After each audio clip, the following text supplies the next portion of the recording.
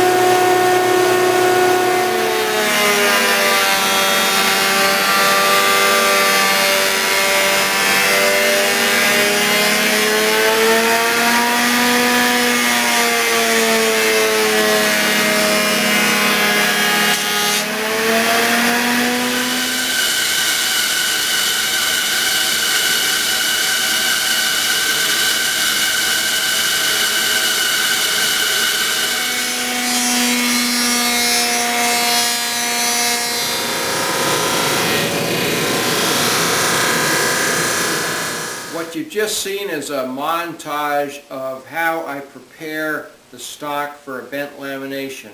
First, we cut the big plank into a 57-inch length. Then I bandsawed a section of the plank wide enough to cut all my laminates from. The reason I did that is twofold. First of all, the plank is heavy, but secondly, most planks, when they dry, they're not perfectly flat. And we do need to flatten the bottom, and I can save a lot of stock if I'm flattening a narrow piece rather than a wide piece. So we cut out the size piece we needed. Then I took that down to the 16-inch jointer, and I flattened the bottom of the piece. I brought that piece then to the planer and flattened the top. I also jointed the sides to be perfectly perpendicular to the faces. And when I had a nice square cross section on the blank, then I went to the bandsaw and I cut strips slightly over 1/4 inch thick. Now between each cut, I ran the blank over the jointer to smooth one face, and I set my bandsaw so that it was maybe a 30-second or a little less than a 30-second proud on the cut, knowing that later on I'd be able to take off that extra stock using the planer. So after I cut all my strips, I took them to the planer and I planed them to be smooth on that bandsaw face and a little bit proud of thickness. And then the next step I went to, some people don't do, but I like to do it. I took the strips to the drum sander, and using 180 grit sandpaper, I just lightly sanded each face of the strips. Now I did that for two reasons. First of all, when you run a piece through the planer, typically there's just tiny little nicks in the planer blade. It's almost impossible to avoid that, and they'll leave just a little bit of roughness on the surface, which, when you're trying to glue two pieces together, makes a gap that can make a noticeable glue line. And the second thing I want to do is break the glaze from the planer blades. When the planer planes, it kind of crushes the surface just slightly and makes the surface a little less able to absorb glue. So by running the sandpaper over the face, I'm able to break that glaze and make it so these pieces will accept glue better. So this is what I end up with, a 1/4 inch thick strip. Now I needed 5 strips for each stretcher, so I could have 1 1/4 inch thick stretchers. I wanted these to be very strong because this is what's holding up the entire carcass. So I went for 1 1/4 inch total with 5 strips. I cut 2 extra strips just because I wanted to have a little bit of selectivity in the stock I chose, and I'm glad I did that. Turns out that 2 of the strips, and this may be very hard for you to see, but 2 of the strips have a little bit of defect in them, and that would show up on the finished piece.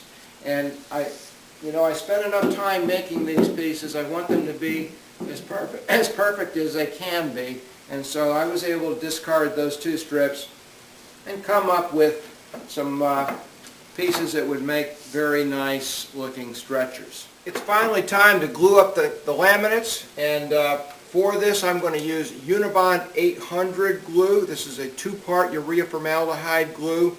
It mixes a liquid with a powder catalyst. There's no water involved, so there's no stretching, or there's no growth of the wood due to water absorption. But more importantly, this is a very brittle glue when it dries, and it does not creep. Typically, yellow glues that we use for furniture making have a tendency to be a little bit plastic and creep over time. The surfaces can actually move slightly over time. Well, with a bent lamination, you really don't want any movement at all. You want this to be very stiff to maintain its form.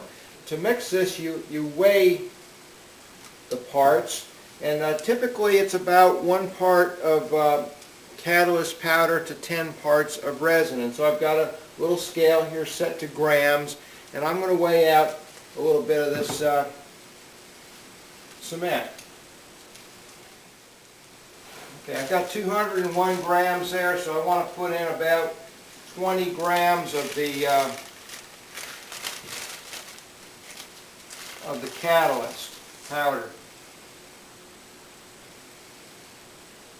I've also taken my boards and my laminate stack, and I've drawn a V on here and a center line.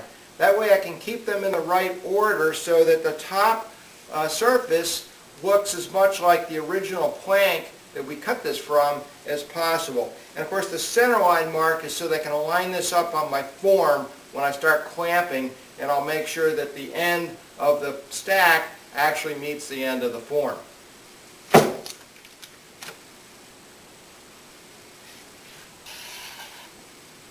And when I'm done with this container, I'm just going to leave the excess in the container. Once it hardens, I'll just flex the container a little bit, and the piece will snap right out, and the container will be clean, and I can use it again. I've been using this same container for Unibond for a long time.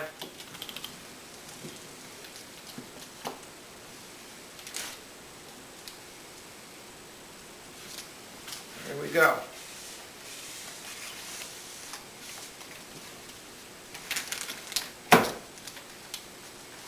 Get my center lines all lined up here, and go ahead and take this on over to the bending form. Here I am over at the bending form. I've got my stack in place. I've made a center line mark on the bending form to match up roughly with the center line mark on the stack. I've clamped the bending form to my bench so that it's one less moving part. Glue-ups are hairy enough as it is. You don't need to have your bending form sliding around. I've got my 8 stacks of masonite here to distribute the pressure evenly. I've got my little slinky, snaky pressure applier thing that I made. I don't think it has a name. And most importantly, I've got a whole bunch of clamps that I set here ahead of time so that I wouldn't be running back and forth for clamps. I'm going to clamp the center first, because that's where my marks are, and then I'll work towards the edges. Make sure everything's just fine there.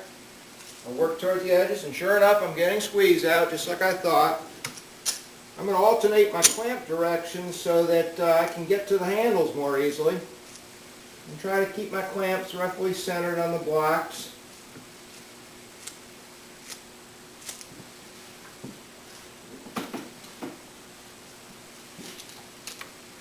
And I'll try to put my clamps as close together as I can to give myself a lot of clamping pressure on this. Keep an eye on your stack to make sure that it's coming together evenly. Of course, you should always make your laminates a little wider than you need so that you can trim them down later.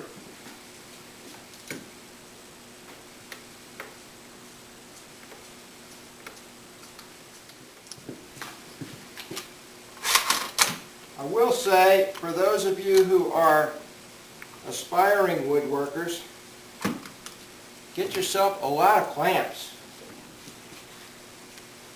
That old saying that you can't have too many clamps is true.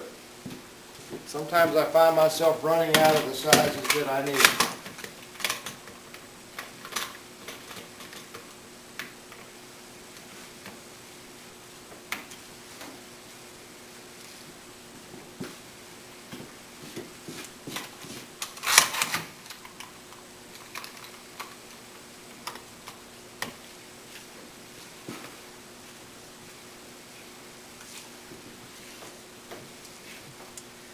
And there we are.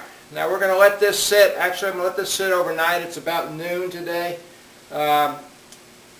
Technically, I could probably take the clamps off in several hours, but why stress the joint? I'd rather it get really, really cured, and tomorrow morning we'll do the second lamination. And so now I'm taking it on out of the form, and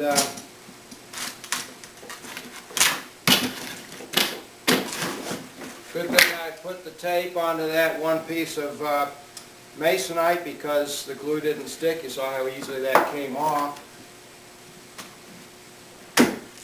And it came off the form here easily as well. Now you may wonder why I started this project making a stretcher instead of some other part.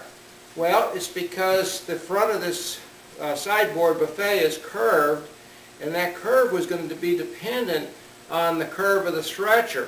Now, although I made the stretcher to be the shape of the form, there's a phenomenon called springback, where when you do a lamination and you take the clamps off, the piece actually opens up a little bit from the form, and it's a very unpredictable amount. Sometimes I've done laminations where I've actually had spring in, where the laminate has actually tightened up around the form when I took the clamps off. This time I had a little bit of spring back, and now what I'll be able to do is I'll be able to make the front of the cabinet to the curve of the actual piece as opposed to the curve of the form. That changes the plan slightly, but that's an easy thing to adjust now. Also, I was telling you yesterday how stiff this Unibond 800 glue gets.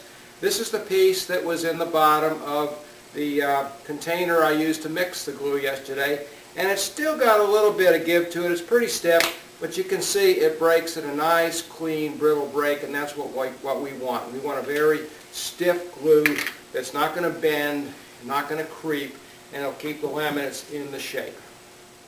Now that I've got the first stretcher made, I'm going to make another identical stretcher so that we'll have the two front stretchers stacked one above the other with a little bit of space between them, as you saw in the rendering at the beginning of the film. In the next episode, we'll be cutting the legs, and we'll be doing the joinery to fit the stretchers into the legs.